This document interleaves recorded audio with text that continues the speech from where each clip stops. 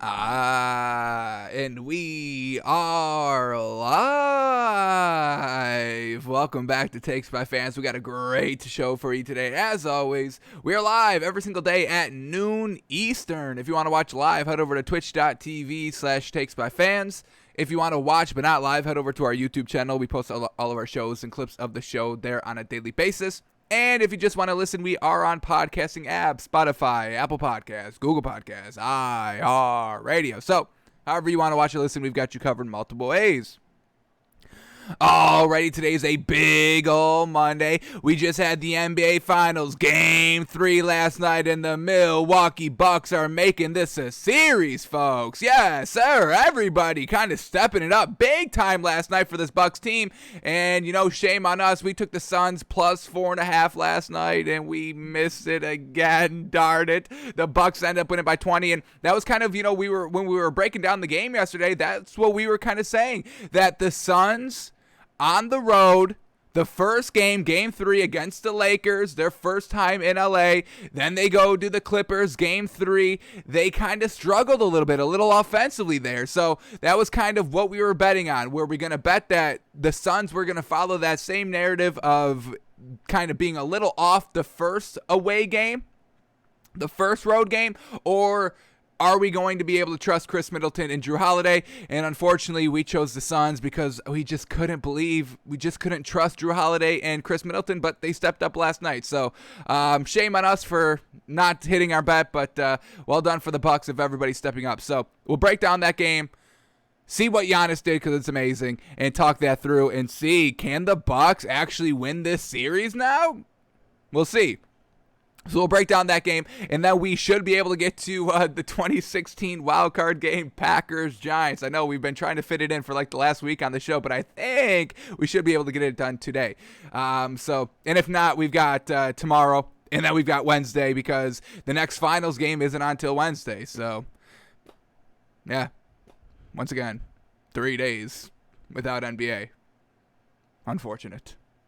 So, let's just jump right into it with the stories of the day. And the first one, Aaron Rodgers news. Here we go. Talking Aaron Rodgers. Packers quarterback Aaron Rodgers plans to, quote, figure things out in a couple weeks.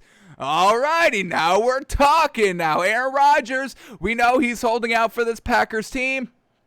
Feels a lot of disrespect coming his way from the organization side of it, and has kind of threatened, hey, I'm not going to play this season. He told his wide receivers, I'm not going to be there at kind of the OTAs and training camps, and now we have the big training camp officially starting at the end of this month, folks. So let's go into this article. Let's see what Aaron Rodgers is saying.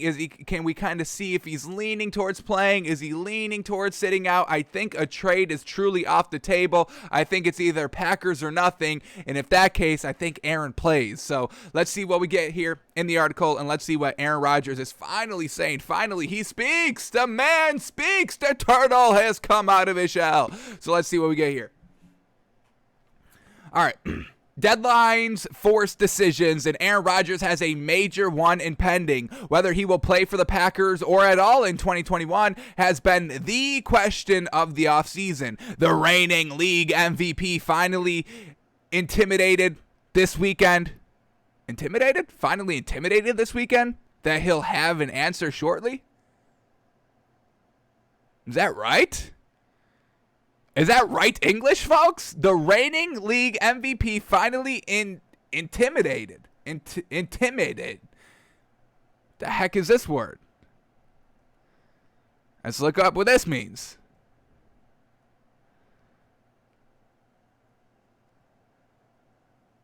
Imply or hint. Am I saying this right? Intimated, not intimidated. Intimated. All right. That makes a little bit more sense. Here we go. The reigning league MVP finally intimated this weekend that he'll have an answer shortly. Rodgers has been among the many football players golfing in the celebrity-filled American Century Championship in Nevada. The man is still golfing after the match, folks, where NBC Sports caught up with him Saturday and asked him what his plans are for the upcoming season. Quote, I'm going to enjoy the hell out of this week, and then I'm going to get back to working out and figuring out figuring things out in a couple weeks. So, all right, that's what we got from Aaron. So he's going to enjoy the hell out of this week, the week of golfing. Once again, kind of Aaron Rodgers takes pleasure in everything besides football, besides winning at a high level on the football field, like we know. And he says he's going to get back to working out. This man hasn't been working out. I mean, you're the quarterback. You don't have to be in that great of a shape to kind of play football. You basically just throw the ball. You don't need to kind of be scrambling. He does run a little bit, but he's not the dual threat quarterback. He's not, a running back that needs to be working out with chains, doing pull-ups and push-ups with chains on.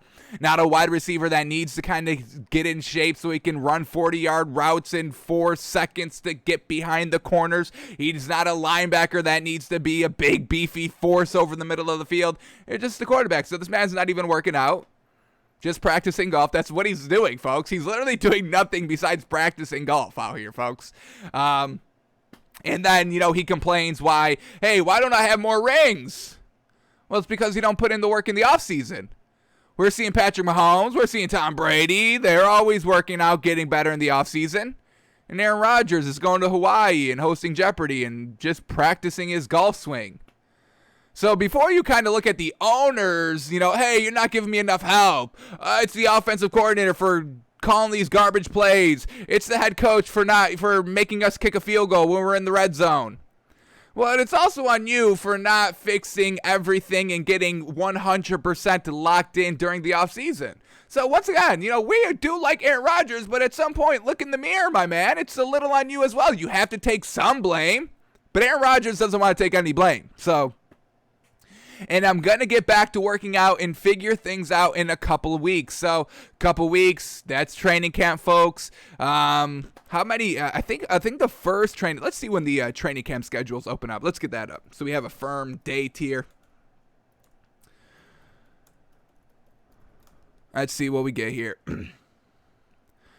Alrighty. Wow. To use this website, they want you to buy. Oh, hang on, I just got around it. Screw it. They wanted you to buy an ad blocking pass or just turn it off. No, I'm not doing any of those two. I will just access the website. All right, but here we go. Where are the training camp dates? What are we looking like at? What are we looking at here? It's August. We're looking for the July.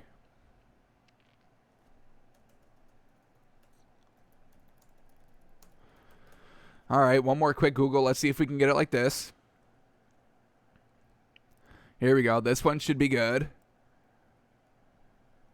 I don't care where they're being held. I want to know the dates, the official dates. What do we got? All right, here we go. Below are the training camp locations for all 32 NFL teams. Every team except the Steelers and Cowboys and the Bucks will open camp on July 27th. Pittsburgh and Dallas are slated to open camp on July 21st because of the Hall of Fame game, so they get a little extra week, and the Bucks get started on July 25th. So Packers are getting it done on July 27th. Today is July 12th, so that's 1 full week, the 19th, 2 full weeks, the 26th, and then it opens up on that Tuesday. So 2 full weeks, basically. We got 15 days between today and the start of NFL training camps for the bulk of the teams. Like we said, the Steelers and the Cowboys open up on July 21st because they have the Hall of Fame game, so you have to get in a little bit earlier. So Aaron Rodgers saying, hey, I'm going to figure things out in a couple of weeks. That's 2 weeks. So those kind of, words are matching up here. Couple of weeks, 2 weeks. So that checks out, Aaron. But, we'll see. Is he going to be there day 1 of training camp on that July 27th date, that Tuesday? Is he going to mosey in on, Wednesday, Thursday? Is he going to take the first week off? Really play hardball, take 2 weeks off? Play monster ball and take 4 weeks, 3 weeks off? So like I said, I don't see a trade happening. I think the Packers are like, either you play for us or you're not going to play at all. Those are your 2 choices. I don't understand what more you want from us. We don't understand why you are feeling disrespected by us, but because you're not telling us. But you're not going to get out of this just because I'm upset and I'm throwing a little bit of a tantrum. We're not going to let that slide. So I think Aaron's going to end up playing for this Packers team. He's going to end up working out here after the golfing is done. around and get back onto the field with the Packers. But once again, it's just going to be kind of, hostile. It's going to be a hostile environment, even if Aaron Rodgers does show up. So we're not going to put this much stake into the Green Bay Packers this year, even though, their overall roster is pretty solid. I am a decent fan of the head coach, Matt LaFleur. I do think he's kind of got the goods as a head coach, but now we have this kind of, big old, a massive elephant, folks. The biggest elephant you can imagine, that is the elephant in the room when it comes to this Packers team. Aaron Rodgers, if he shows up, you just know he's judging and critiquing everybody, and he's going to have kind of, these kind of what's it called? Oh man, I'm blanking on it.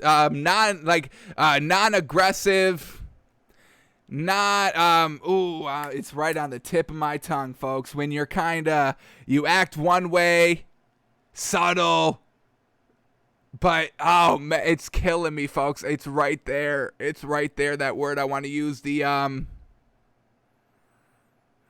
passive aggressive. That's what I'm looking for. He's going to be passive aggressive in everything he does, and you can't call him out, or he's going to be like, hey, you want me to go back in my shell? I'll walk. I've got no problem walking off this practice field. Try me.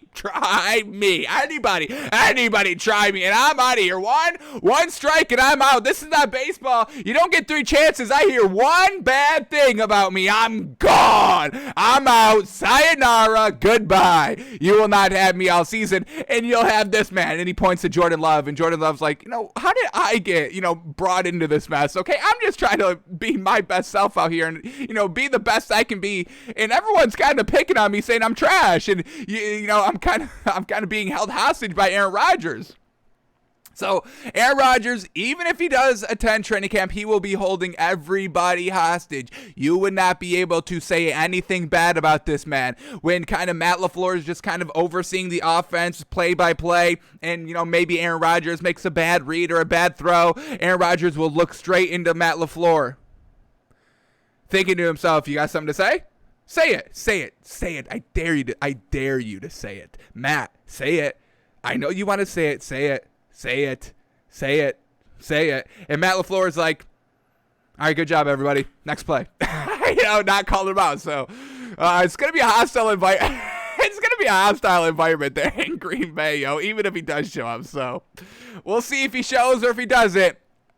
I think the Packers are a little better off than not having him on the field, honestly. Not having that elephant in the room, not having that hostile work environment, not having, not being held hostage by Aaron Rodgers, emotions and all that. I'd rather just go with Jordan Love and be like, hey, let's just go get it done. And if we don't, oh well, we're going to obviously try our best to win, but we're not going to be held hostage. You are not going to hold our team hostage. There is more players, there are more people than just Aaron Rodgers.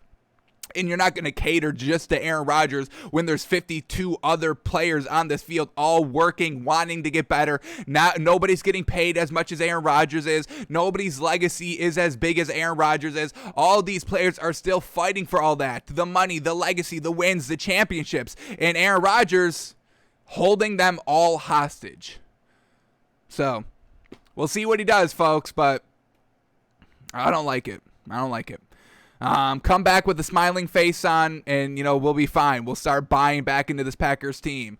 Start taking some responsibility for the shortcomings of what has been going on with the Packers and Aaron Rodgers, and that we can get behind the Packers and Aaron Rodgers more. But until that happens, and I don't see that happening, we're going to be kind of fading the Packers a little bit, not too much, because the talent will still be there, but not that competitive kind of nature you're going to need that uplifts your team. It just kind of weighs them down. So we'll see what Aaron Rodgers does, but we got till the 27th, folks.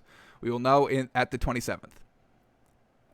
All right, let's move on to a team that could be good and definitely not getting held hostage by their quarterback. We're talking about the Browns. And Browns' Wyatt Teller is thrilled with, quote, insane continuity on Cleveland's offense. And yeah, why wouldn't you? This Cleveland offense is truly the real deal, folks. When we're just looking at the sheer talent that this Browns team has on offense, obviously Baker Mayfield, who we know is an above-average game manager. We just saw that last season. He is a Ryan Tannehill-esque type of quarterback out here. He's not going to go win you the Super Bowl by himself. He's not Tom Brady. He's not kind of, the persona of Aaron Rodgers, the image of Aaron Rodgers you see just on social media that he can just go out and do it himself. He's not a Drew Brees type of quarterback, and that's fine. We've got no problem with game managers, above average game managers that, you can get to the Super Bowl and play decent with them, folks. So Baker Mayfield, we don't knock him at all. We do think he's got the goods. So you got Baker Mayfield as the quarterback. You got Nick Chubb and Kareem Hunt. Oh my goodness. The best running back tandem in the league. You got OBJ, Jarvis Landry. You got Rashad Higgins. You even got Donovan Peoples-Jones, folks. So we're talking 4 wide receivers deep right here. That's fantastic. And then you got the tight end and Austin Hooper, folks. He's one of these kind of, I don't know if we call him tier 1. No, he's 6'4", just caught 435 yards, but he's a solid tier 2 tight end, and I believe he got invited to the tight end university. I'm almost positive he got invited to tight end university. I think I can bring this up really quickly. If I cannot, we will just assume he did. Should have it up. Here we go. Yep. This is the website. Love it right here. I got to bookmark this website, folks. ChiefsWire.USA Today. I mean, fantastic. They outlined everybody that was invited. I loved it. And this is like the only website that brings it up. So I'm definitely going to have to bookmark this website. But let's see. Was Austin Hooper invited to tight end university? Almost certain he was. Let's see. Scrolling. Here we go. Yep, Austin Hooper. Yes, sir. So he's got the little bit of an inside advantage. He's got kind of the upper leg. Hey, I was working out with Darren Waller. Y'all know Darren Waller, 6'6", 1,200 yards last season. Darren Waller. Oh, Travis Kelce. Oh, yeah. Oh, Travis Kelce. Of course I worked out with that man. Come on. 1,400 yards last season. The best Chief wide receiver that there is, and he plays at the tight end position. Oh, yeah, I worked out with him. George Kittle. Of course I worked out with George Kittle. I was with all the guys. Just the bros having some fun out there. Of course I was there. So we can definitely buy Austin Hooper as a solid tight end, tier 2. Not tier 1 just quite yet. We'll see if he can move up to that kind of stratosphere of tier 1. And if you went to tight end university, you could really be able to get to tier 1 status this season. So this Browns offense is truly great. So yeah, I mean, just continuing to, build upon this offense, not changing it too much, just focusing on the defensive end of the ball. Absolutely, you can get kind of, big on this Browns team. So let's go into this article and see what Wyatt Teller is saying here on why he's so thrilled with the insane continuity. All right, our internet's lagging for some odd reason. I'm hardwired in, folks. We can't bring up this article. How truly unfortunate. We brought up the tight ends, but we can't bring up the article. Well, this isn't great. I'll give it a couple of seconds. I'll give it a couple of seconds for it to catch up. Come on. I don't understand. I mean, I'm hardwired. I think we're still live, and the video doesn't go down, but for some reason these web pages don't load.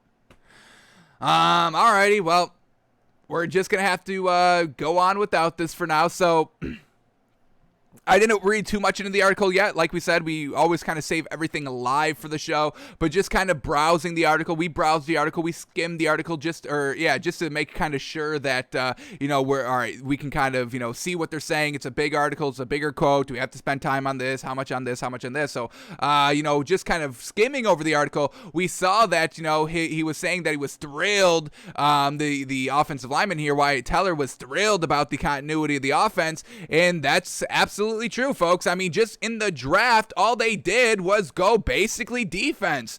This was the Browns draft this season, folks. You had Greg Newsome, cornerback from Northwestern. That was their first round pick, number 26 overall. And Greg Newsome, he's not one of our...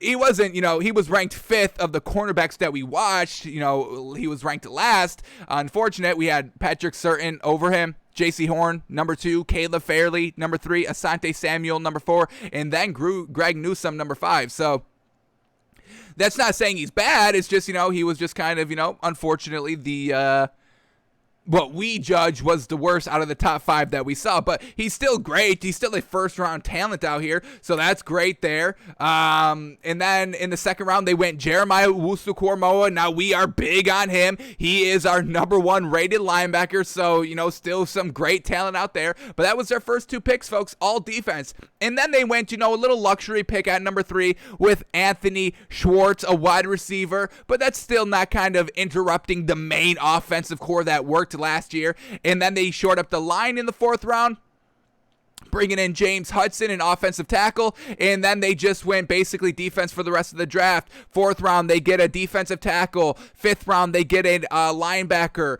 5th round again, they get a safety, and then for their last pick, they get another wide receiver. Once again, just kind of a luxury pick. Hey, let's see what this man can do. We can always use some more strength, some more size, some more speed on the offensive side of the ball. We've got the core down, and we just kind of drafted these great defensive players that can definitely shore up our defense even more. So, yeah, we don't need to mess with this offense. So, this Browns offense is pretty much going to be the same exact that it was last season, and just expect growth from Kevin Stefanski as a play caller.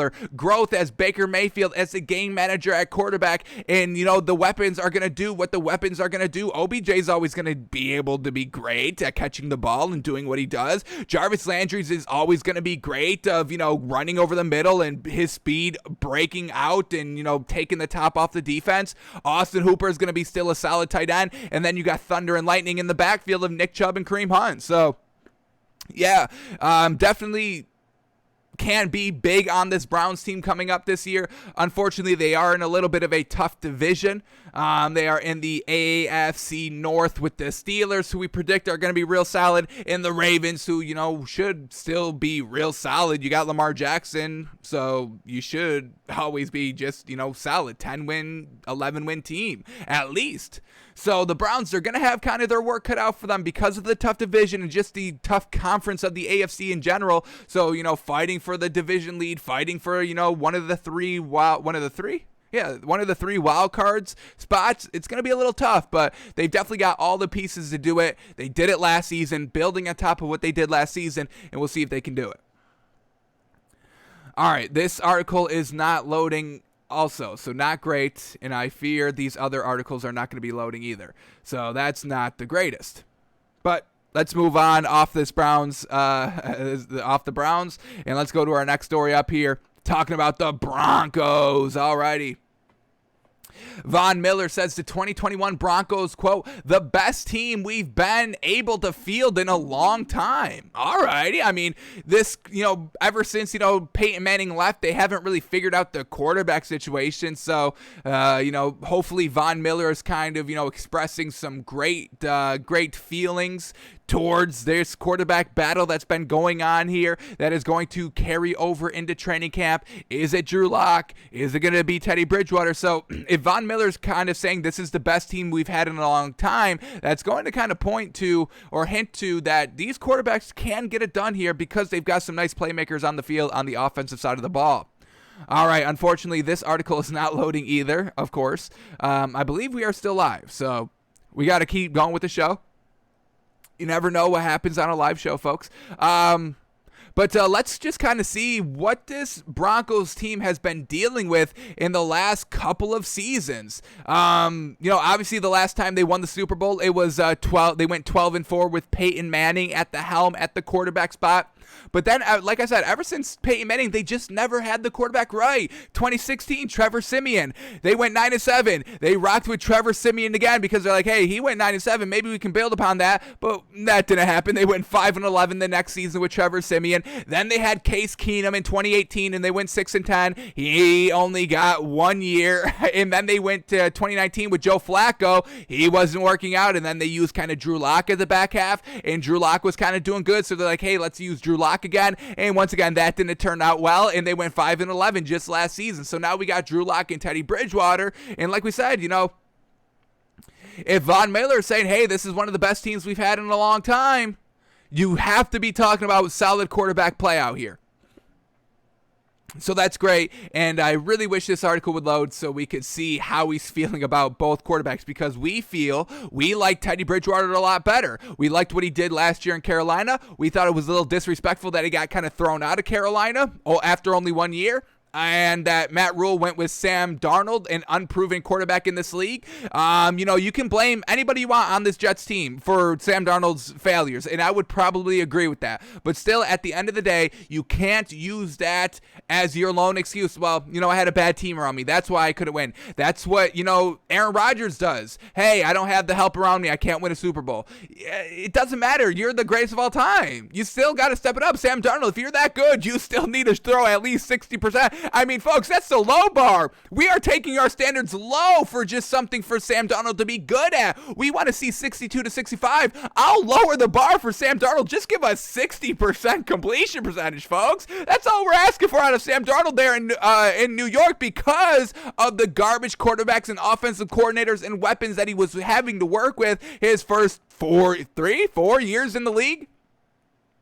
But he couldn't even do that. I think his highest was like 57, 58. Folks, that's truly abysmal. Truly abysmal. Absolutely unacceptable. It's unacceptable. It's tragic. It shouldn't be happening. It's garbage. And we can't buy you at all if you're throwing less than 60%. We can't, folks. I won't. So we truly think that, Teddy Bridgewater kind of got, shoved out of Carolina way too early, and the disrespect that Matt Rule has basically picking Sam Darnold over Matt Rule or over Teddy Bridgewater, we hate it. So, so we're hoping that we believe in Teddy Bridgewater over Drew Lock as well.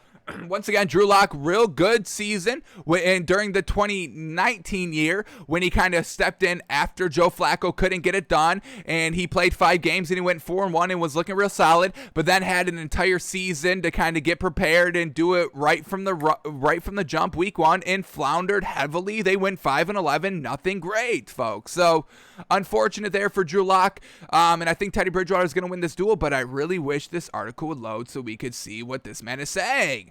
I truly don't know what is going on. I can't reset the internet currently, or we're definitely going to be off, and it's going to affect how we have to upload the show and all that.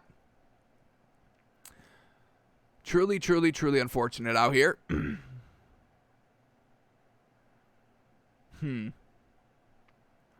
Okay, but so let's go back to what the team was looking like for the Broncos over the last couple of seasons. So the quarterbacks always trash. Now the running backs here.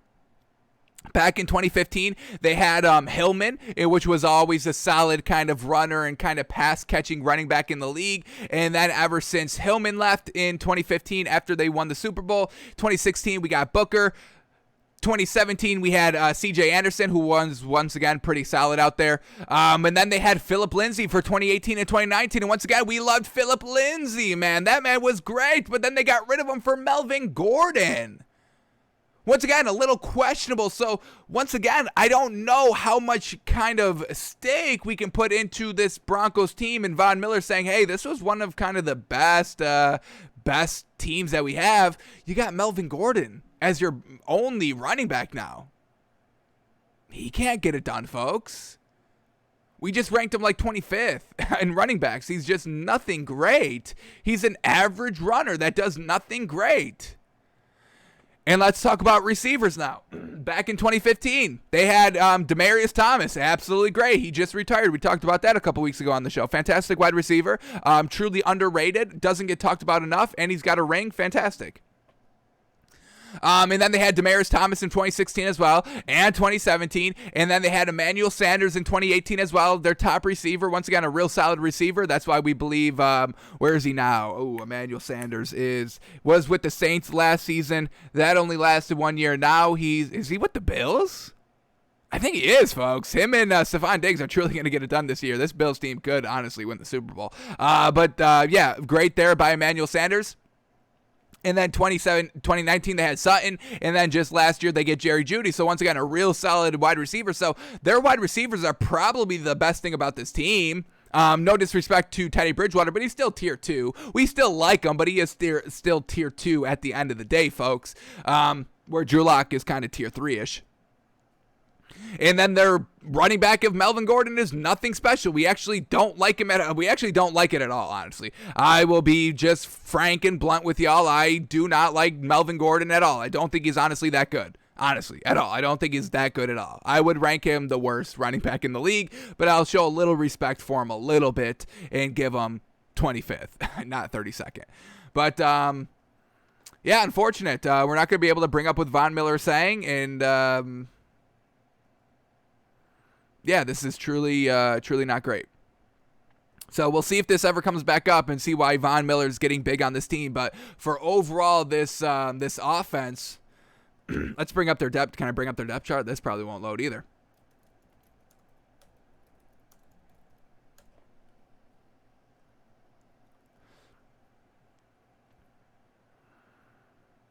And this is not loading as well.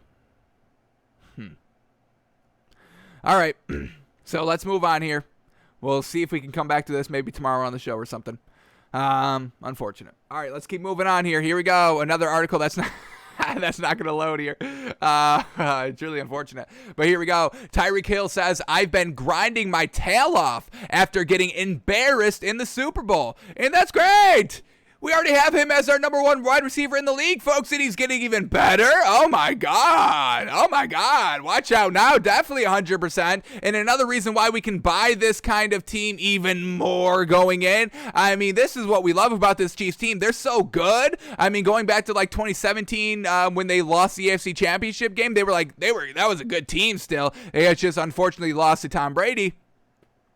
And then we're like, oh, my God, but we can still buy this team because they're still good, but they're getting better. And then they won the Super Bowl. And we're like, yeah, they're still good, but they can also be a little bit better. And then they got back to the Super Bowl. A little unfortunate circumstances with Patrick Mahomes not being 100% healthy and the offensive line not being able to protect him. But we're like, this team still can get even better now, even going back-to-back Super Bowls. And this is kind of confirming it right here. Tyreek Hill saying, I've been grinding my tail off. Love it. When you're the best at your position, and you can get even better. We love that absolutely 100%.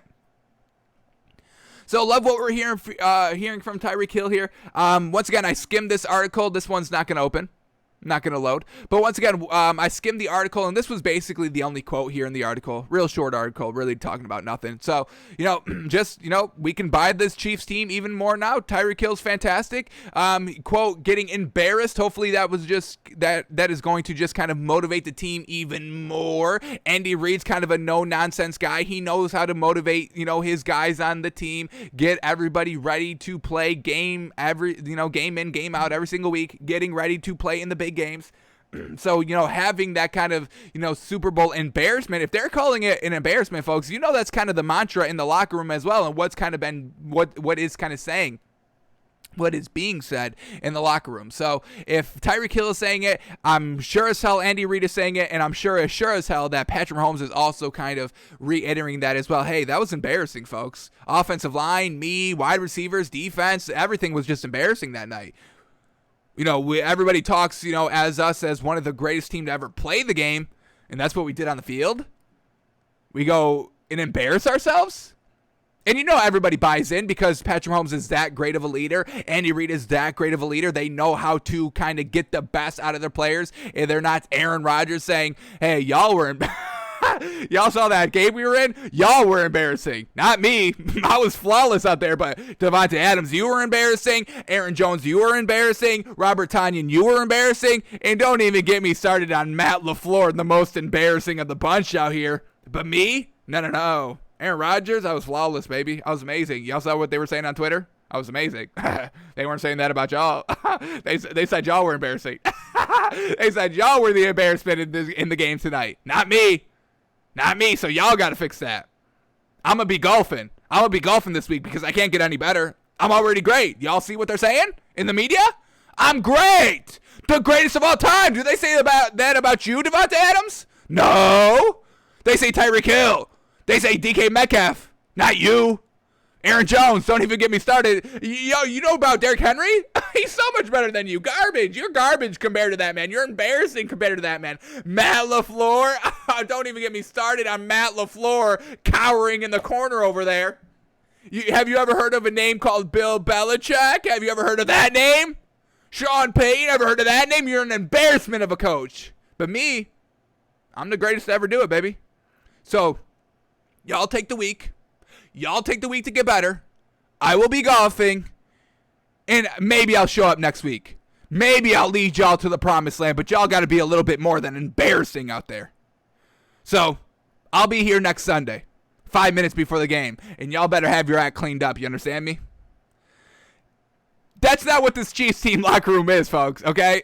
So, we just expect this Chiefs team to absolutely be great this season, folks. No, I mean, I think we can all kind of just get behind that general premise of everybody in this Chiefs team is hungry for a win. Travis Kelce, I mean, I forgot to mention him as a great leader as well. You know, he's reiterating these words. We've heard from him already. We've read articles of what Travis Kelce saying, and he also called it an embarrassment as well. So once again, I mean, this is the locker room, folks. Hey, Super Bowl or bust. If we're losing, we're embarrassing out there. We know what we can do. Patrick Mahomes knows the limit of this offense, and it's the moon, folks. The moon is the limit of this highly talented, highly cerebral. Everybody's great, and everybody knows how to be great and how to get open and how to run routes and where to go with the ball on every single play.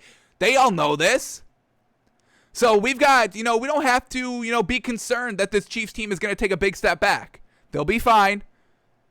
They call this an embarrassment in the Super Bowl, and they're all working to get right back at it. So, we'll still be big on this Chiefs team, folks. It's going to be great. I mean, just watching Patrick Mahomes, it's amazing, folks. He knows how to play the game. It's like, if ever, a lot of people like to clown and hate on Tom Brady because he's so great. And now, he's at the end of his career and everyone's kind of buying into Brady. I don't think I've seen this much Brady love in a very long time. Which is great. I think everybody should be respecting this man. Just kind of, I don't care about what you do off the field. I mean, kissing your son on the lips, I don't care. Do what you want. I know that's not big on social media. But, just his on-field performance, you got to give it up for him. And now that we've got Patrick Mahomes, young kid in this league, it's your time to kind of, appreciate greatness as it is right now, folks. It truly is. Don't miss your second time around appreciating greatness. If you missed Tom Brady, you didn't watch it because, he was trash and he's not fun to watch because he's killing your team, whatever the reason is, folks, start watching Patrick Mahomes. Start getting back into it, getting back to witnessing greatness live, folks. Witnessing greatness live. Come on. So don't miss out. This Chiefs team is absolutely fantastic. Alrighty, what do we got up next here? Here we go, talking about the Eagles, and once again, this article will not load, so not the greatest. But let's see, we'll talk about it. Here we go. Eagles right tackle Lane Johnson, quote, oh my God, and once again, folks, we're getting the word embarrassment. Here we go. Last year was an embarrassment for everybody involved. And yeah, it kind of was. The Eagles team definitely underperformed early on in the season. That's why they had to make the switch from Carson Wentz to Jalen Hurts. Unfortunate for Carson Wentz, but it just needed to happen. But, a lot of people were kind of hyping up this Eagles team last year, saying this Eagles team was going to be good and they were going to, make it, at least win the division or be way more competitive than they were in the division, and then they end up being very not good. Very, very not good. I mean, Carson Wentz throwing league high 15 interceptions while not even playing the entire season. What is that? So once again, we can maybe buy this Eagles team a little bit more, not too much, just because I'm not 100% sold on Nick Sirianni. I'm not sold on all the weapons here. I don't have the Eagles depth chart brought up, which is truly unfortunate today because nothing is loading. Let me see if I can bring it up through this way. This Eagles offense is just nothing great. I am a big believer in Devontae Smith. I think he will hit the ground running rookie year. I think he will be the best rookie wide receiver this year. Just sheer great hands, and he wins right off the line, and that's really kind of what we've been seeing as kind of what is working as number one wide receivers. It's DeAndre Hopkins with the surefire hands, and it's Devontae Adams getting right off the line of scrimmage. It's Stephon Diggs winning the matchup battle right on the line of scrimmage at that first step, as soon as the ball is hiked, his first two steps, he's already wide open. So I think Devontae Smith can do that 100%, both. He's got the hands and he's got the winability right off the line of scrimmage. That's what's winning in this league. So I'm going to take him to be the best wide receiver in this draft class, at least year one, and probably for their entire career. Jamar Chase, unfortunately, skipped out on the 2020 season. We haven't seen him in a year. That's our only knock on him. And that's probably the best knock you can have because, that 2019 season was absolutely magnificent. Fast as heck, great as heck, always open. We can get behind him, but we have to see what you do. You haven't played for us in a year. It's unfortunate. So we can't get too big on this Eagles team, but once again, if this is kind of what they're talking about in the locker room, folks, I mean, this is not just one player saying this. This is kind of a locker room thing, and Lane Johnson has been, a member of the Eagles, I want to say, for his entire career. So, he's this kind of vocal veteran leader, and if he's calling it an embarrassment, that's going to get reiterated in the locker room, folks. And once again, nobody wants to be embarrassed. Nobody wants to be embarrassing. You want to be embarrassed? You want to be classified as embarrassing? You want to go out there, to 50,000 fans live, and then, millions of people watching live? And be embarrassing? No, that's going to make people better overall. It's just unfortunate that the Eagles don't have the talent, the overall overwhelming talent. I mean, I would probably say this is maybe one of the shallowest offensive rosters there is in the league. I mean, we're talking about the Browns that have, A1 tier 1 pieces everywhere all over the field. There's not that many teams that do. The Cardinals have a lot of great offensive pieces. The Browns, the Chiefs, they don't have that depth. They have great players. They got Tyreek Hill and Travis Kelce.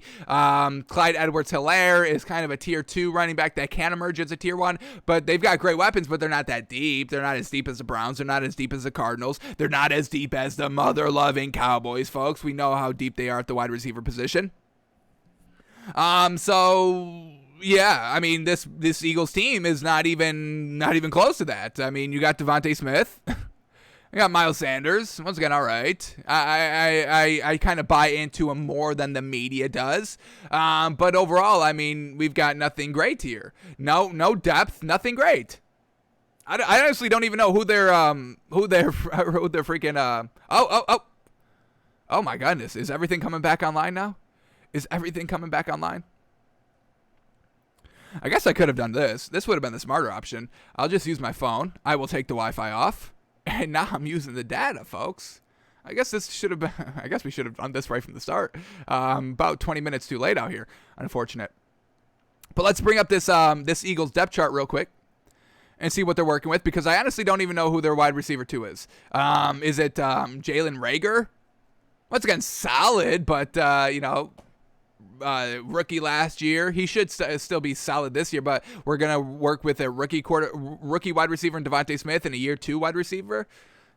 So here we go. This is their depth here. Devontae Smith, Jalen Reagor, Travis Fulgham, Greg Ward. I mean, once again, this is not the depth that they need. Tight end, they got a good one in Dallas Goedert and Zach Ertz, but we kind of know Zach Ertz may not be here next year or this year, so we'll see. So they just don't have that great depth that we need. But now we can go into the article here because I do have it up on my phone. Jeez, literally 20 minutes too late on this one. How unfortunate. This is why I need a producer in studio, folks, to have these good ideas. All right, but here we go. Let's see what this article is saying here. All right, here we go. After 4-win season in 2020 led to a Philadelphia Eagles reboot with the ouster of Super Bowl winning head coach Doug Peterson in importing Nick Sirianni. After 3 straight playoff appearances, including in Lombardi hoisting 2017 run, the poor campaign left a bad taste in the mouths of many of the veterans left on the squad. Right tackle Lane Johnson joined NFL Network's Good Morning Football and said the groundwork has been laid for a turnaround after last year's embarrassment. That's great. That's what you need. You have to have the foundation, folks. You must have the foundation before you start building, because if you don't, it's all just going to come crashing down. So if they have the infrastructure, the groundwork already set, that's going to be great for Nick Sirianni just to kind of come in and start building on top of that foundation that Doug Peterson has laid for them. No, give this man his dues, folks. All right, here we go. Quote, really looking at our team right now, we had great OTAs. We're moving forward, learning the playbook. I feel like Coach Sirianni's just taking great command of the team. That's great to hear, folks. We have heard really nothing positive on Nick Sirianni. The last thing we heard of the man was the rock, paper, scissors issue, where he was just basing competitive edge on rock, paper, scissors. Yeah, I get the understanding behind it, but rock, paper, scissors, have them play Monopoly. You want to see competition? Have them play Monopoly, folks. He's just choosing the wrong game.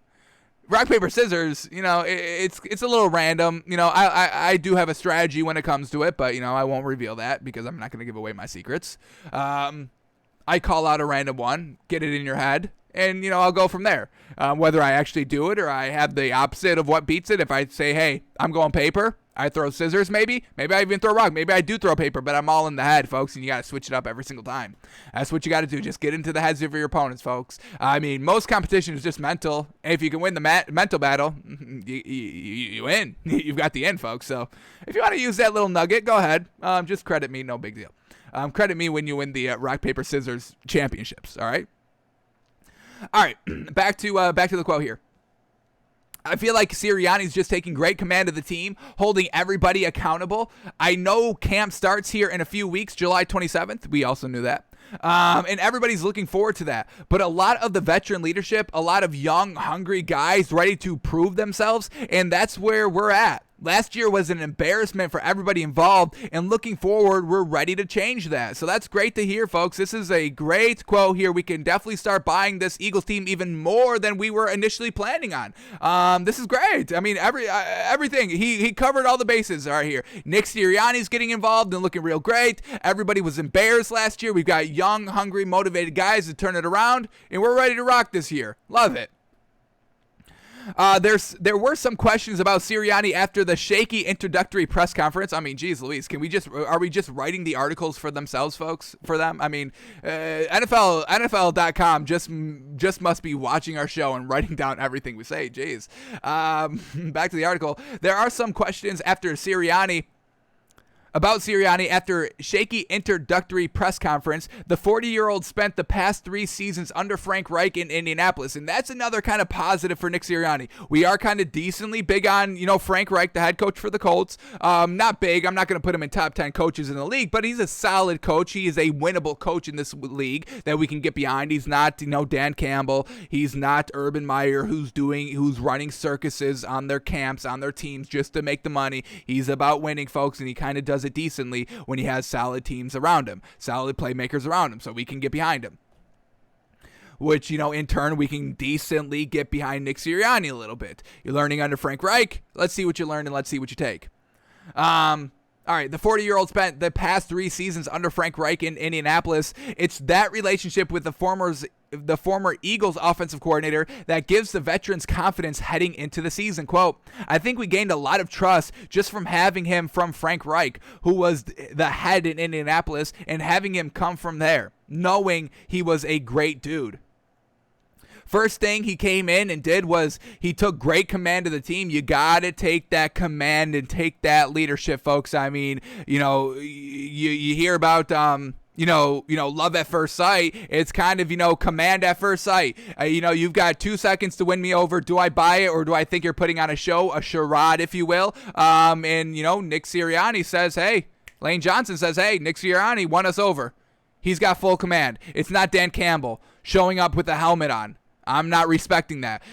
We just heard the first thing that he told this team was, I'm not going to wipe your butt for you. You're going to wipe your own butt. I'm not going to carry your toilet paper. You're going to buy into that, folks? That's your first impression?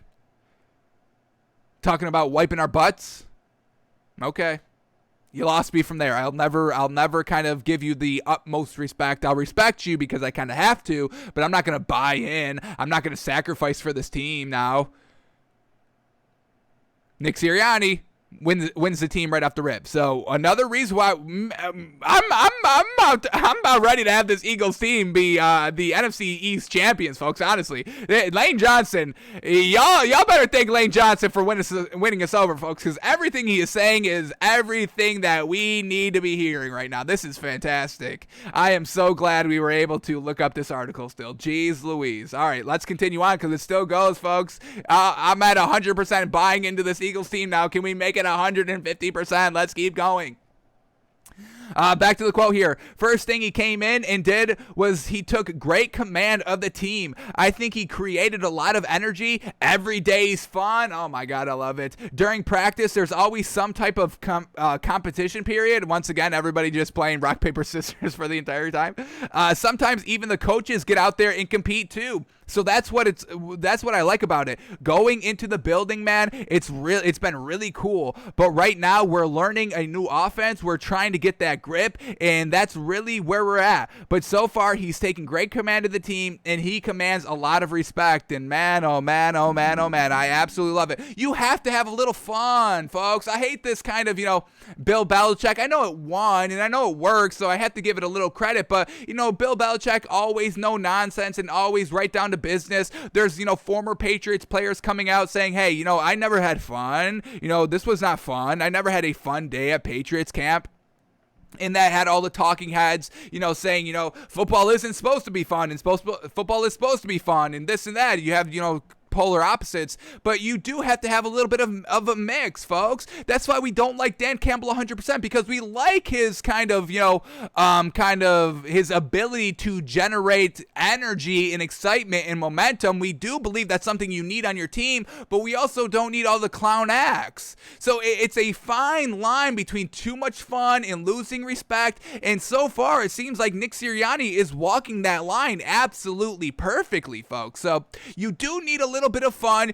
I mean, once again, you're having these guys run into each other constantly over and over and over and over again, risking their body, risking their brains, folks, just for a couple of bucks, a lot of bucks, but you do need to walk that fine line, and having that competitive edge, having that some sort of competition period, getting the coaches involved, not just kind of nose to the grindstone, no fun, no laughing, don't even smile around here. It's all business 24/7. We understand that side, but you also have to have the fun, competitive edge, the competitive nature, just a lighthearted environment in a kind of brutal, demanding, grueling game. So I think we're big on this Eagles team. We're back on this Eagles team, baby. Back. Going into this, we kind of had the Eagles ranked 4th last year in the NFC East.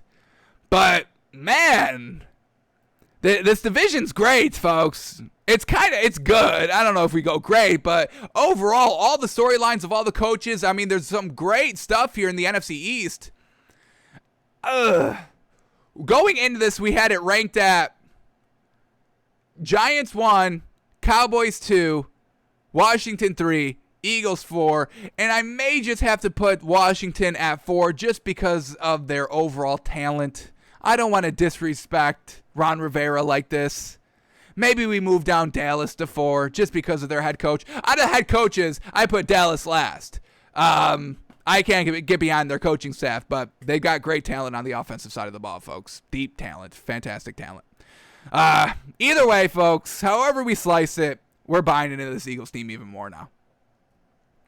All right, I guess we can go back to this Von Miller article real quickly since I can get it up.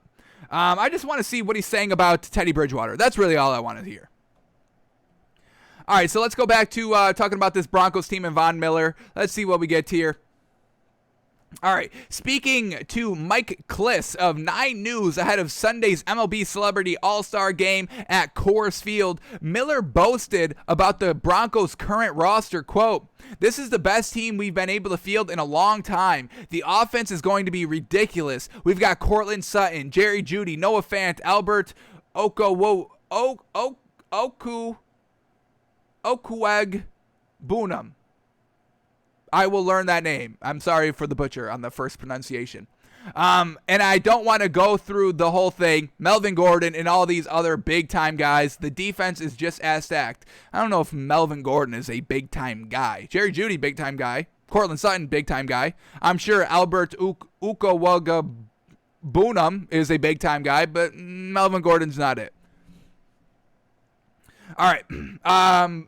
Quote, "A lot of guys are motivated. Everybody's tired of losing. Everybody wants to win, and I'm excited. Not being able to go to the playoffs the last 5 years, everybody's feeling it at Dove Valley. From John Elway to JP, George Patton, the chefs and the cooks, everybody involved. we would be highly motivated to go out there and play some good football this whole season. All right, let's get to the quarterbacks. Come on. Let's get to these quarterbacks. I want to hear. All right. The uncertainty at quarterback has led to rampant speculations about the Broncos making a huge swing to trade for disgruntled Green Bay signal caller Aaron Rodgers, despite the Packers brass insisting at every turn they had zero desire to trade the reigning MVP. Quote, what I heard, first and foremost, I'm comfortable with Drew. I'm comfortable with Teddy, JP, George Patton, and John Elway. If A-Rod is out there for us to get him, those are two guys to have on the job.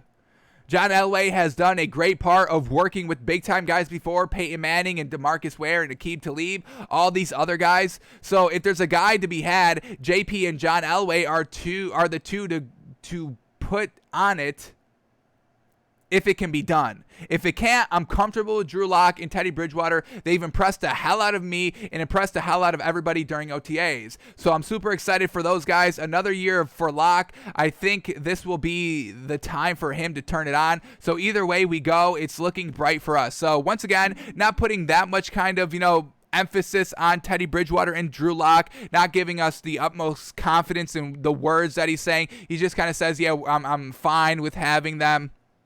And once again, Von Miller kind of hinting a little bit more towards Drew Lock, that he likes Drew Lock a little bit more than Teddy Bridgewater, saying, hey, this is, year 3 for Drew Lock. It's time to turn it on. I think he will. And kind of doesn't have anything else to say on Teddy Bridgewater other than, yeah, I can get behind him a little bit. I'm fine if he's our guy. I'm fine with it. So once again, Von Miller not really kind of giving us any kind of insight on this quarterback duel, unfortunately. We'll love to hear, oh my God, Teddy Bridgewater's great. He's looking fantastic. This man's going to be the guy. He can lead us to a Super Bowl. He's not saying that. He's saying, yeah, our offense is great, and we haven't been to the playoffs in a long time. Yeah, but our quarterbacks are good. Not saying that they're leading us to Super Bowl champions. Not doing what Lane Johnson is doing for Nick Sirianni. Saying, oh my God, this man's fantastic.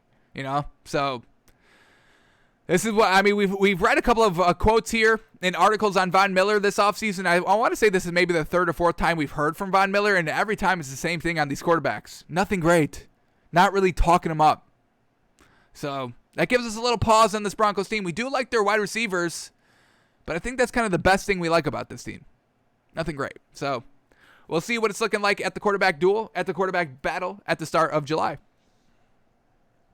All right, last story to talk about here, and then we can start talking about what happened yesterday in the NBA, Game 3 of Bucks-Suns Finals. And I do not think we are going to be able to get to the wild card game because we are not going to be able to play the game, folks. This is not going to play. Let's see, can we choose plays? Oh, maybe it is. We already kind of had it queued up, so maybe we can. All right, but let's talk about the NBA first. Here we go. Giannis is on a mission, and this is why we love Giannis, yo. He is a no-nonsense guy. He's not, hey, I'm not going to fall into these comparison traps, whether I'm Michael Jordan, I'm as good as LeBron, I'm as good as Kobe, I'm top 5 ever to do it. He doesn't fall into this trap, and we love his kind of, media take. He doesn't really want to be in the spotlight. Y'all talk about him just because, he's a big name. He's, he's 2 MVPs. He's in the finals now, so of course you're going to talk about this man, but he's kind of like Kawhi. I'm not going to play this media game. I'm not going to do this dance. I'm not always going to be compared to somebody else. I'm not about that. Once again, another reason why we respect Giannis a ton. Kyrie, you can do the same. Aaron Rodgers, you can do the same. You don't need to make it all about you every time you get talked about in the media when you have to have a response in the media. So here we go. This is what Giannis says. Giannis on going for 4 straight 40-point games like Michael Jordan did versus the Suns in the finals. Quote, I'm not Michael Jordan. All I care about right now is getting one more win. Love it. Love it. Every time we hear from Giannis, we're just loving everything about it, folks. We just heard him in the gym kind of getting prepared for this finals. When he was talking to PJ Tucker in the open gym, he was like, hey, I missed, 5 free throws in a row. I airball free throws. I missed both of them. I airball threes. I have a poor percentage shooting threes. I'm getting dunked on. I'm getting embarrassed. I'm getting my ankles broken, a couple of times. But What am I going to do? Not play? Not keep going? Of course I am. So we love that attitude by Giannis, and he just doubles it down here, doing all the work on the court, and then saying, I'm not Michael Jordan. I don't care about that narrative. I don't care about that kind of comparison. I care about winning this next game, going 2-2, and then going back to Phoenix, and then winning that game. That's what I'm worried about right now. Don't compare me to anybody. I don't care about that. And that's why we love Giannis so much. Another 40-point game, another dominant victory. He was absolutely unstoppable last night, folks. They had no answer for Giannis like they haven't had for basically the entire series. Even game 1, when he only went for like 20 points, it was like he still was getting it at will. First game back from that big injury that was really a non-injury, and he was still dominant, a plus on the floor, and then another dominant performance here in game 3. So every time Giannis opens his mouth, folks, we love it. We buy it even more. So as we're talking about Giannis, let's just jump right into the game last night. Game 3 in Milwaukee, down 2-0 to the Suns, and the Bucks come back in a must-win game, and they won it. Because if you're down 3-0, it's over, folks. It is over, done, over. Go home, start the offseason. The Suns would be champions.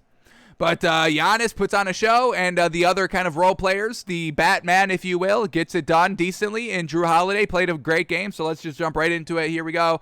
Bucks win 120-100 for their win in Game 3, making the series now 2-1. And the next game is Wednesday, folks. We got a couple more days to wait here.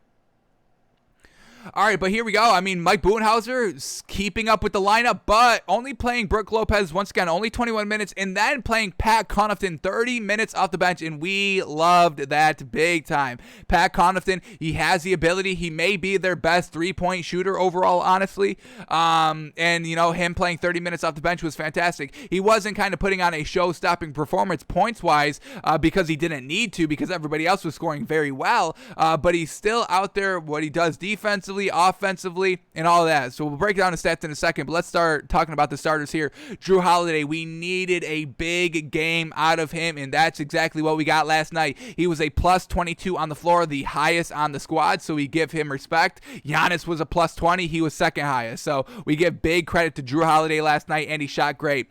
21 points and 9 assists and 5 rebounds and 1 steal and 1 block. So getting it done in every facet of the game. But the most important thing, 5 of 10 from 3, folks. Absolutely magnificent. That's what we needed from Jrue Holiday. He also shot 8 of 14 overall from the field, but like we said, most of his points coming from threes, but that's what they needed, folks, the high clip of the outside shooting. They get it done down low inside with Giannis, so they just need those outside shooters, so that's why Jrue Holiday was a must last night, and he stepped up absolutely big time. Now, Chris Middleton, decent game, nothing great, not a Batman game, so, I mean, what's his name? Oh, man, it's right on the tip of my tongue. The man that said that Giannis was the Robin and Chris Middleton was the Batman on ESPN. Shameful to even be thought of. I wouldn't even have that thought. I don't like to, say you shouldn't be thinking, but if that thought ever popped up in your mind, you better make sure you never think of that again. You have that thought and you're like, oh, that's the dumbest thing I've ever thought, and then you just throw it away. You recycle that thought like SpongeBob, throwing everything into the fire in his mind and his brain. Throwing out everything besides fine dining, and they're trying to find the name. That's what you do with that thought. You throw it into the fire.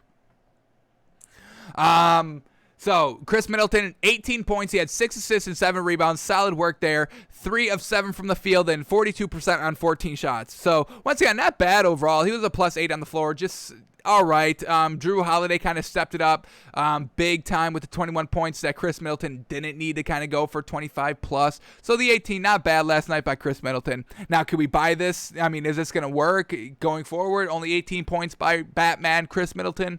We'll see. We'll see. Could have done a little bit more to be a little bit more impressive, but overall, not terrible. Good, solid, winning as a third. We can accept it.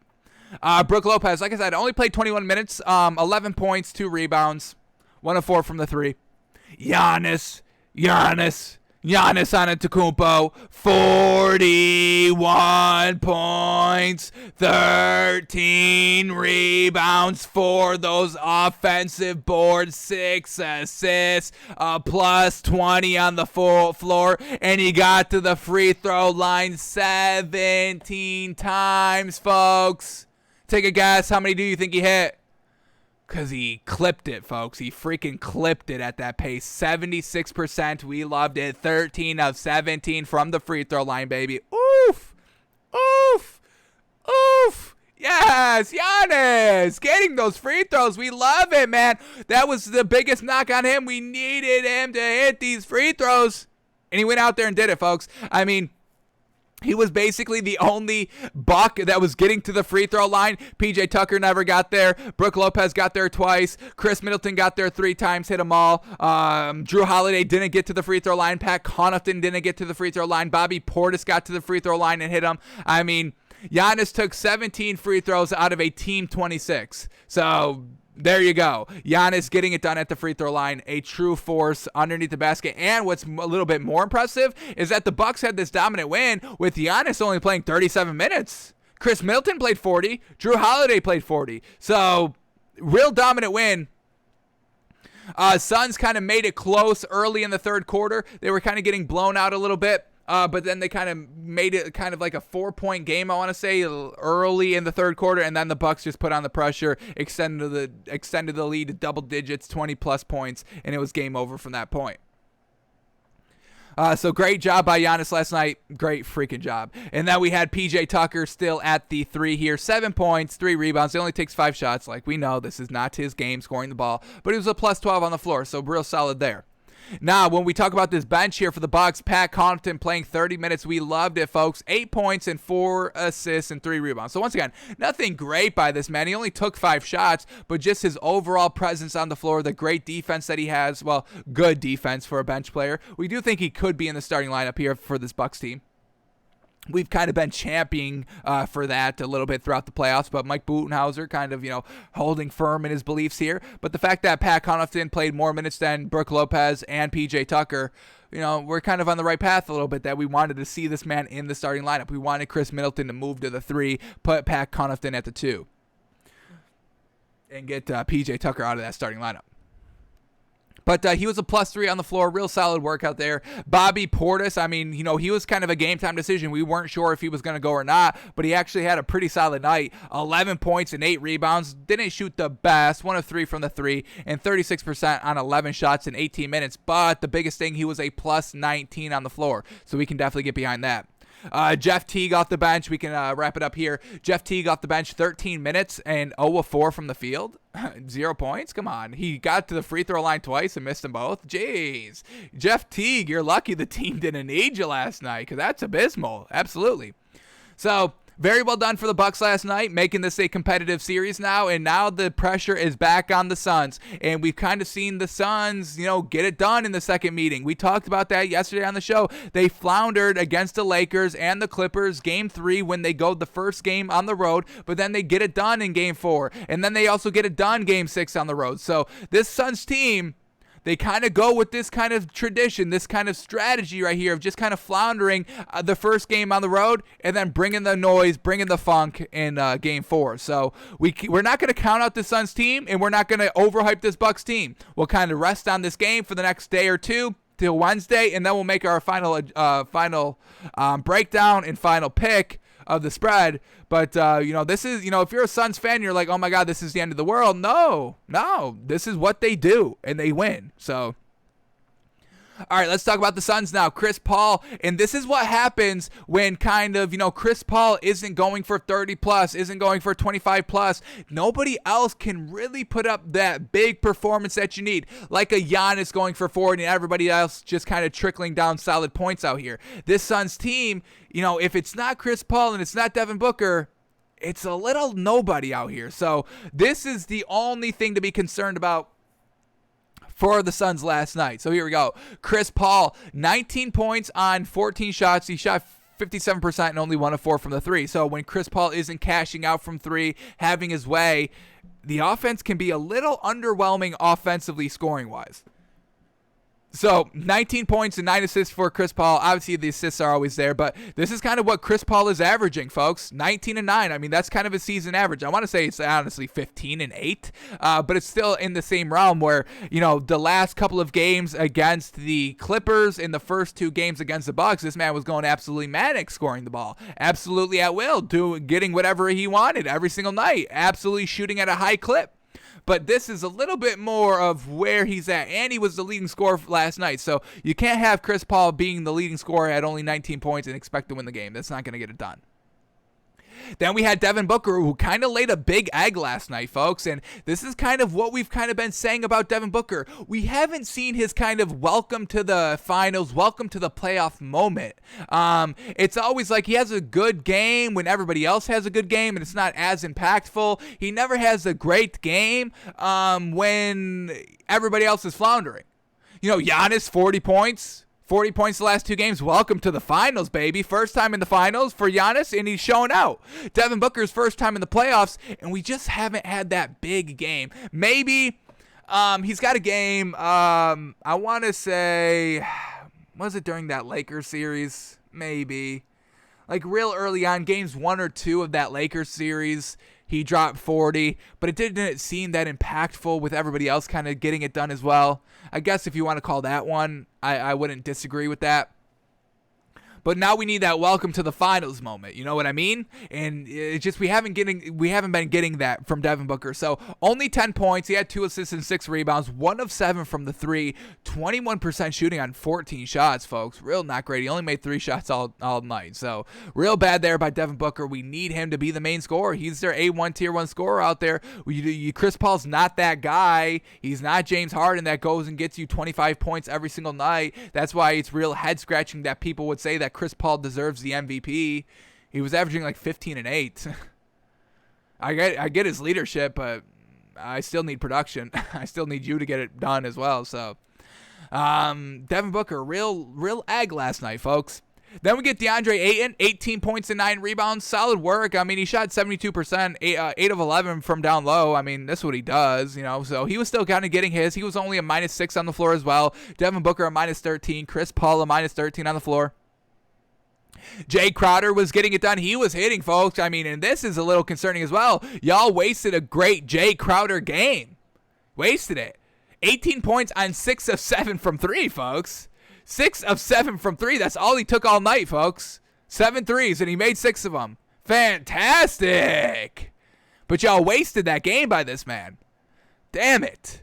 So 18 points, 6 rebounds, and he was a -11 on the floor. So not great. He's trying to guard Giannis, but folks, I mean, Giannis is just nobody on this team can stop Giannis. That's what it's coming down to. I was thinking that maybe the Suns team could have a little bit more success than the Hawks did overall, because when you look at the Hawks 4-5 compared to the Suns 4-5 of Clint Capella and John Collins, it's like that's real solid. It's not A1 tier 1 defense, but it's solid defense that we thought, we were kind of hoping that it would be good against Giannis, but Giannis was running right through that. And then we thought, DeAndre Ayton and Jay Crowder were a little bit of a step above that Hawks, John Collins, and Clint Capella, but they're still getting bitched down low by Giannis as well. So not great here by the Suns team down low. Giannis is having his way, and then that's why this Bucks team is going to potentially win the series, because Giannis is always going to get his, and that's why we only need Chris Middleton and Drew Holiday just to be solid, a little above average, and that's where they were last night. 18 points by Middleton and Drew Holiday, 21 points on real solid shooting just overall. That's the only thing Giannis needs, is that good outside shooting, and if it's there, it's going to be trouble, and you better hope Devin Booker and Chris Paul are both going off for 25, 30 plus, because that's what you're going to need to keep up with the scoring pace that Giannis sets at 41 a game, folks. So Jay Crowder a little bit getting bitched by Giannis. He was getting it at the threes, but nobody else was scoring to take advantage. And then Mikal Bridges, 4 points. He only took 4 shots, only played 27 minutes. He was a -1 in those 27 minutes. But, this game was decently close in the first half. Kind of got out of control. End of the second quarter. Suns brought it back at the start of the third quarter. Bucks blew it right back open at the end of the third quarter, midway end of the third quarter, and then the fourth quarter. I believe it was just over by then. What was the official numbers in the fourth quarter? We got the Suns outscoring them by 24-22, but once again, it was just kind of over in the end of the third quarter, where, outscoring the Bucks by only 2 is not going to get it done because the lead was so big at the end of the third quarter. All right, off the bench here for the Suns, Cameron Johnson, 14 points on 11 shots. He took a lot of shots, played 30 minutes as well, and that's not bad. We trust Cameron Johnson to do it. He had a big dunk on P.J. Tucker, highlight dunk, poster dunk. It would have been talked about a lot more had they won. Unfortunately, they did not. So Cameron Johnson shot 45% on 11 shots, 1 of 5 from the three. Once again, that was the big three, the big thing that the Suns just could not do last night. 9 of 31 from 3. That was basically what the Bucks were doing in games 1, game 2. While this Bucks shot 14 of 36 from 3. Once again, a huge difference, a huge disparity in the three-point shooting, which results into the better three-point shooting team winning the game overall. So Cameron Johnson floundered a little bit. Cameron Payne floundered kind of big time as well. Unfortunately, he played big time minutes, 24 minutes, and unfortunately floundered. So once again, not a good look because, I don't think Cameron Payne gets all the recognition he kind of deserves. When you look at the stat sheet, he's never really that great, but his impact just watching the games, that's where his impact is coming from. So once again, kind of giving the media fuel to kind of knock Cameron Payne a little bit. 7 points. He had 4 assists and 4 rebounds, but he shot 30% on 10 shots, folks. 0 of 2 from the 3, 3 of 10 overall from the field. And he was a minus 18 on the floor, which was worse by far for this Suns team. So not the greatest look here by Cameron Payne. Hopefully this does not influence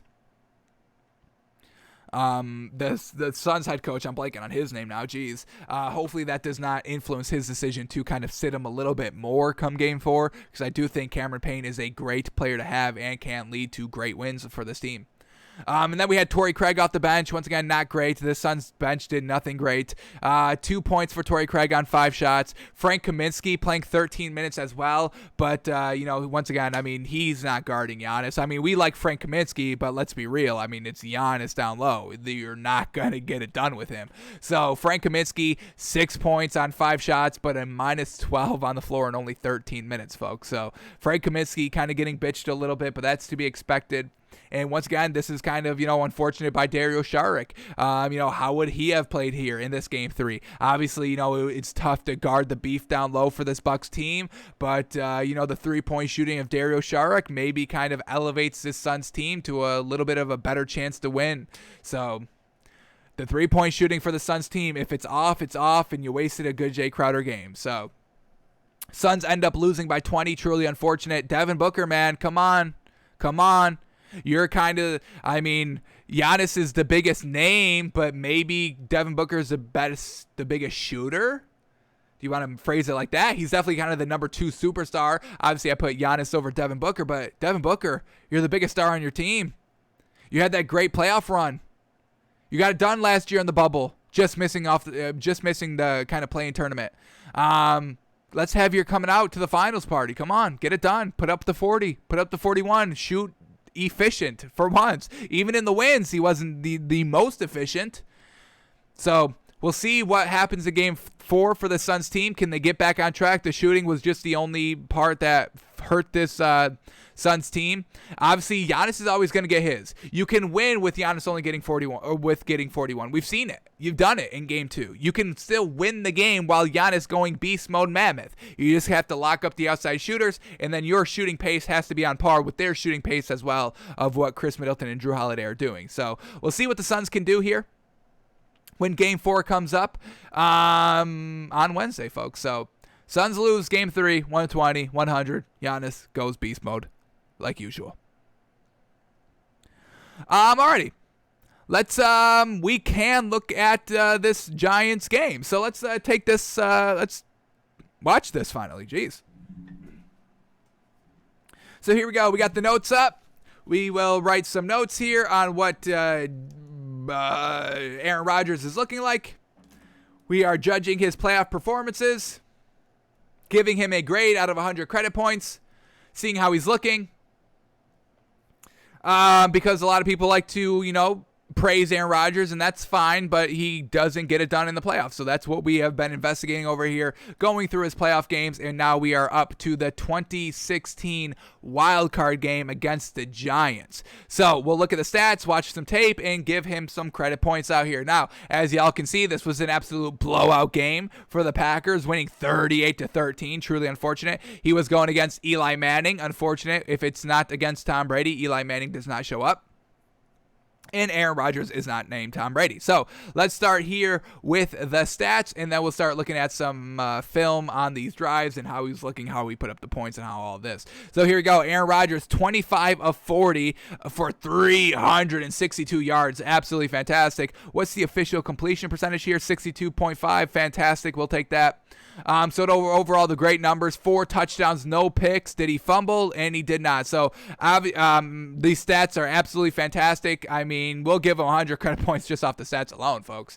But we do have to watch the film and see how he's looking. And then compared to his counterpart, Eli Manning, who went 23 of 44 for 299 yards, 1 touchdown and 1 pick already. That's going to be a big thing. Did he capitalize on that interception? We need to see him put up points after a pick. That's a knock on Aaron Rodgers that we have.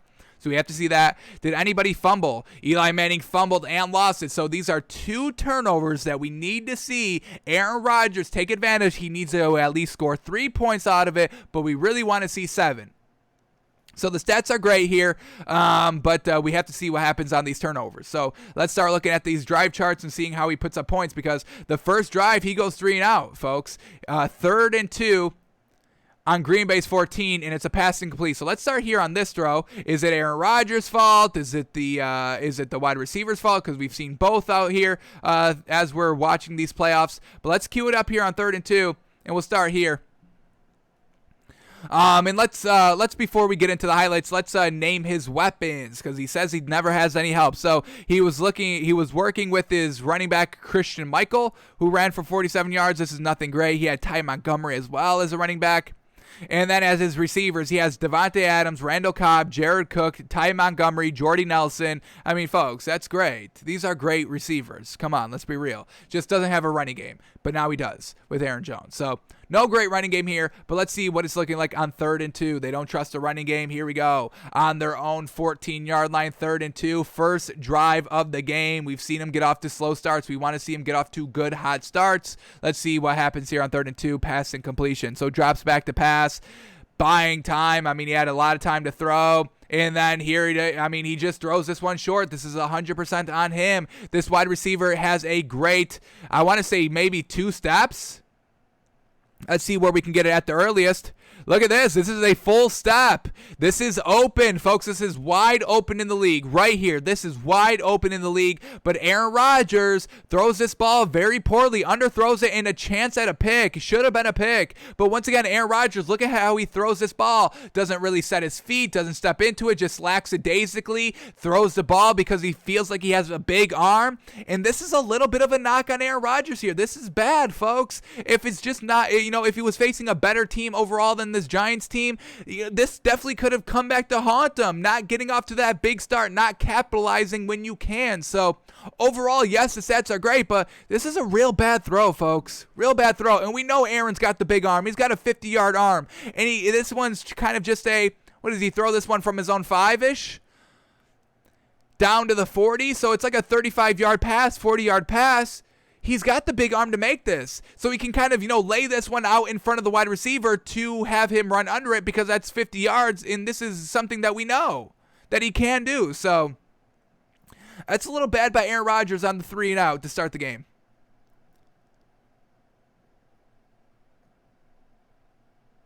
All right.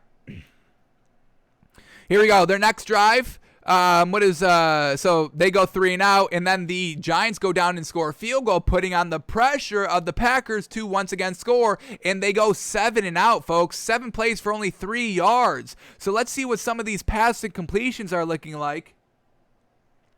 Gets bailed out by a penalty. We got 1st and 10 at their own 38-yard line, pass incomplete. 2nd and 10, pass incomplete. And then it brings up 3rd and 10, and they get bailed out by a big penalty. And then the drive stalls on the Giants' territory. So we really have to watch this drive. Let's cue this one up at 4:11 and go from here. Because this could be, once again, this is getting out to slow starts, getting bailed out by penalties. We've seen this time and time again by Aaron Rodgers here in his playoff career. So let's cue it up here. We're at 1st and 10 at the Packers 38-yard line. So real great position right here. They've had a couple of great passes by Aaron Rodgers up to this point. I'm assuming they had some pass completions. So here we go. Play action pass. Aaron Rodgers rolling to his left and just throws it out of bounds like we know he does a lot. All right, let's go to 2nd and 10. Here we go. Once again, just a bad throw by Aaron Rodgers. Just either miscommunication with the wide receiver, but looks like Jared Cook is at kind of the bottom of the screen, and he just kind of throws it way too much ahead, not giving his receiver a chance. Even Jared Cook's got the kind of, once again, a half a step, not a full step like we saw on that last play, but he's got about a half a step here on the receiver, and Aaron Rodgers doesn't even give him a chance to make a play on the ball, so not great. All right, now we get 3rd and 10, and we know they're going to get bailed out by a penalty here, so let's see what happens. Let's see if it's a completion, first of all, but let's see what we get here.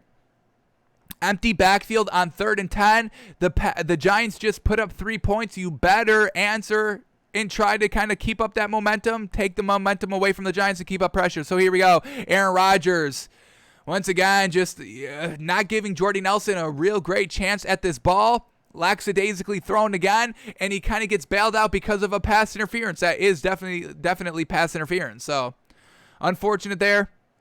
See Jordy Nelson.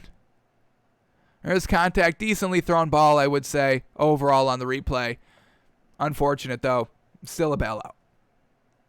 All right, but now they're on the Giants' 30-yard line. They're on the Giants' 30-yard line, and they get no points out of this drive. Let's see why. Here we go. 1st and goal from the 1st and 10 on the Giants' 30-yard line. They double fake run, set up a screen, and it goes for a -1 yard. All right, here we go. 2nd and 11 now. Aaron Rodgers drops back to pass. Pressure's coming.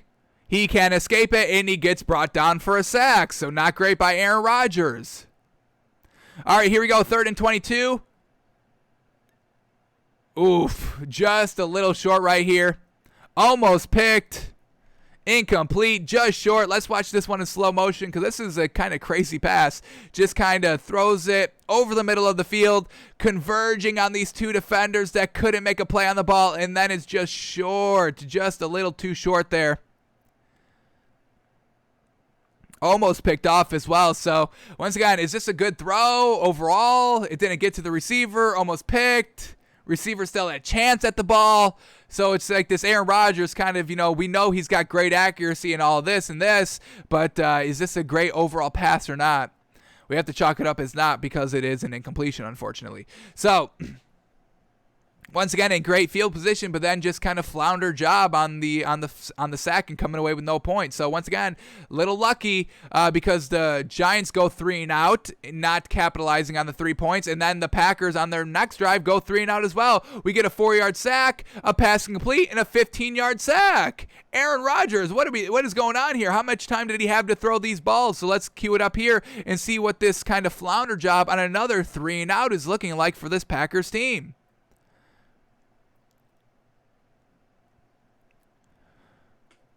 All right, once again, they've got great starting field position. They're at their own 45-yard line. Once again, Aaron Rodgers not taking advantage of turnovers and not taking advantage of great starting field position, folks.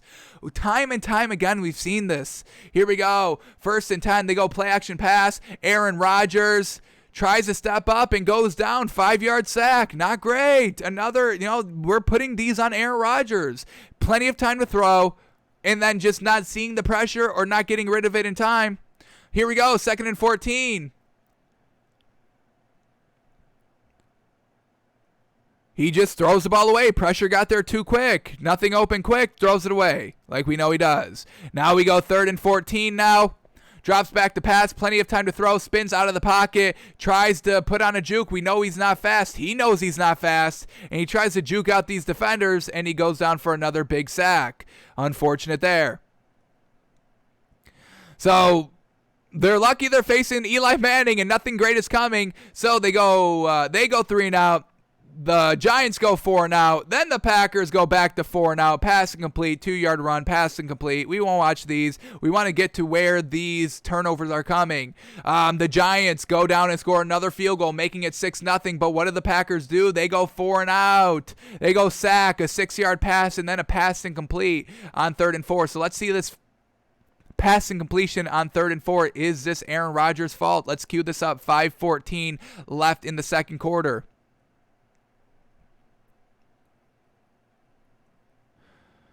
Here we go. 3rd and 4. Let's see what we get here.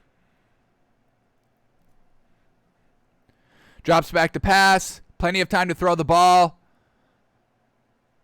And he just throws this nowhere. There is nowhere. I mean, this could have been intentional grounding.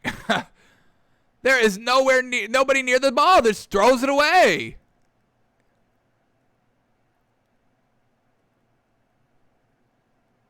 Nobody.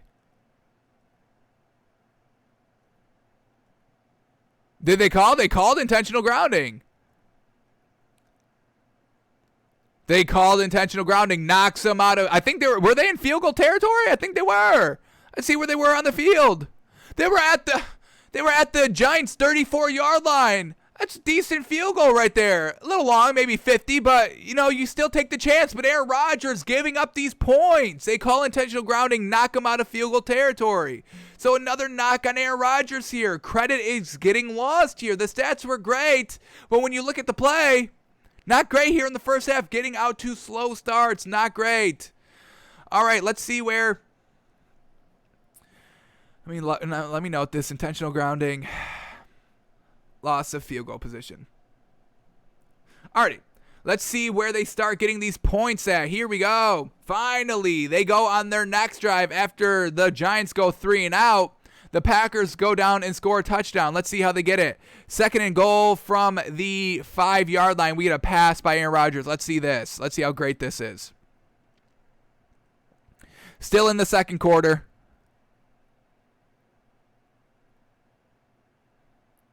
Here we go. 2nd and goal from the Giants' 5-yard line.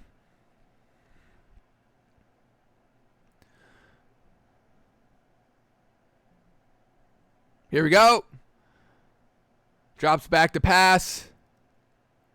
Clean pocket, plenty of time to throw, navigating the pocket, almost getting brought down, and then wow, finds Devontae Adams right there. A great pass, defender all over him, and just kind of lets it fly and trusts his receiver, and that's what we love to see. So a great pass there by Aaron Rodgers, buying all the time and waiting to the last second to throw. So we'll give him credit for that. And then they score with 1:31 left. They get the ball back. They force another Giants 3 and out, and then they go and score the ball, a touchdown. Right before half. Fantastic. Let's see this one. 4th and 2. 6 seconds left, and they go for the touchdown. Let's see how Aaron Rodgers gets this one. 4th and 2 on the Giants' 42. So once again, another kind of Hail Mary-ish type of throw. And a lot of people like to use that as a credit for why Aaron Rodgers is great. But, these are Hail Marys, folks. These are good. They're fun to watch. Are these good passes? Are these actually kind of talented throws? You have to get the ball to the end zone and then pray. So here we go, 4th and 2. They go for it. They're on the Giants' 42-yard line. They only rush 4 here, and Aaron Rodgers just buys time and then lets it fly. These are good. These are fun. It's Randall Cobb in the back of the end zone, but it's a fluke-ish, no? A lot of people like to use this as a credit of why Aaron Rodgers is that great, but I don't know if I can see it that same way. So they go up 14-6 at half. They go 3 and out to start. We get a 1-yard sack again here coming out of halftime, and then a 6-yard pass just coming short for that first down on 3rd and 8. Unfortunate.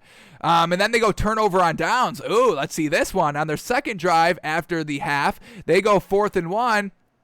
And they try to hand it off, and it gets nothing. Unfortunate there. Nothing on Aaron Rodgers. And then the Giants go down and score a touchdown, making it 13-14, putting the pressure right back on the Packers. And that's when Aaron Rodgers has some big plays here. So let's watch these 2 plays and see how they go from the 50 to the touchdown in 2 plays for Aaron Rodgers to once again extend the lead bigly. All right, let's cue this up at 3:42.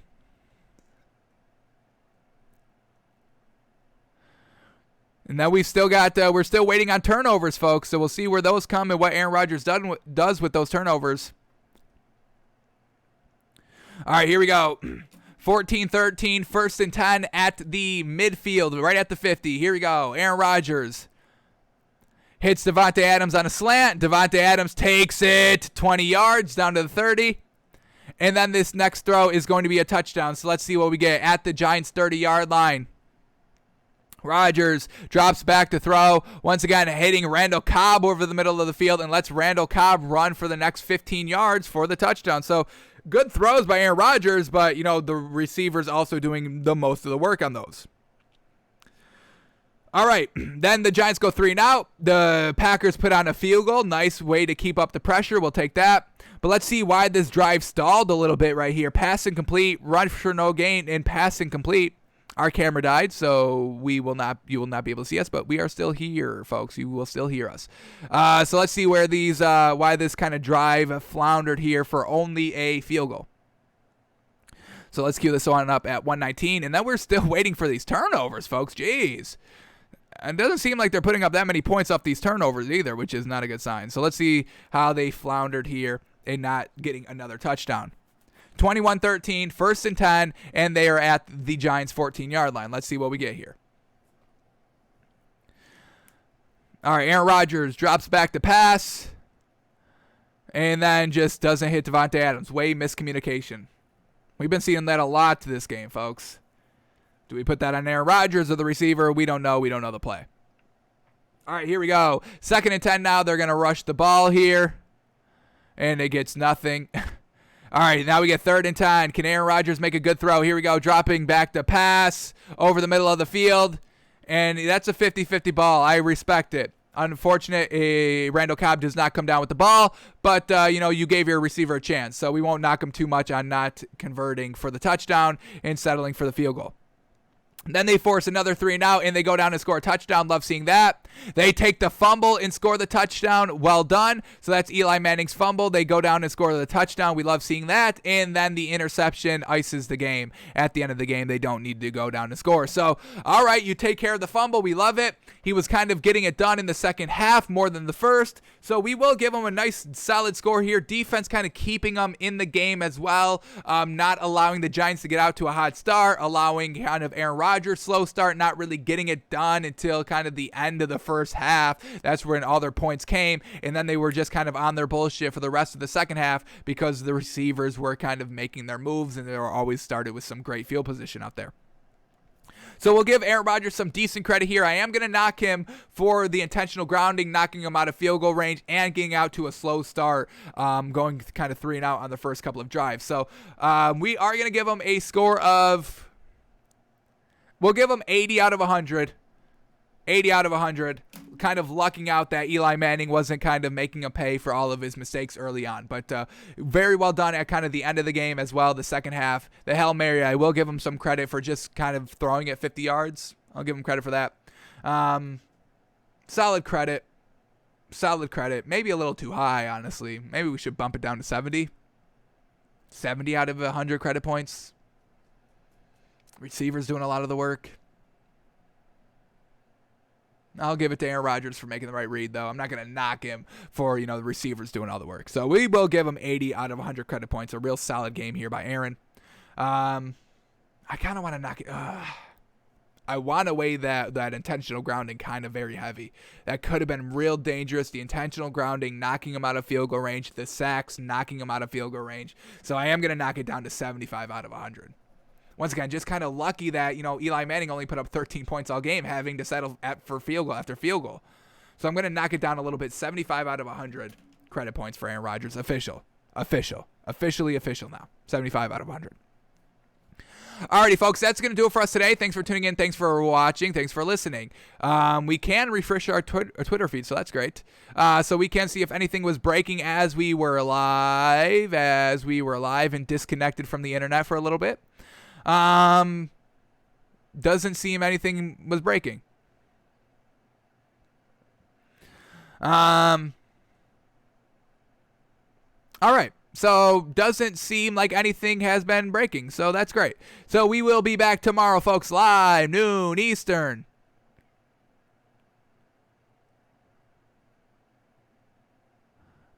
We will be back live, noon Eastern tomorrow. Yeah, we were back. I'm trying to read some things as I was kind of scrolling through Twitter. But nothing breaking. So, all right, we're out of here. We're back tomorrow live, noon Eastern. We'll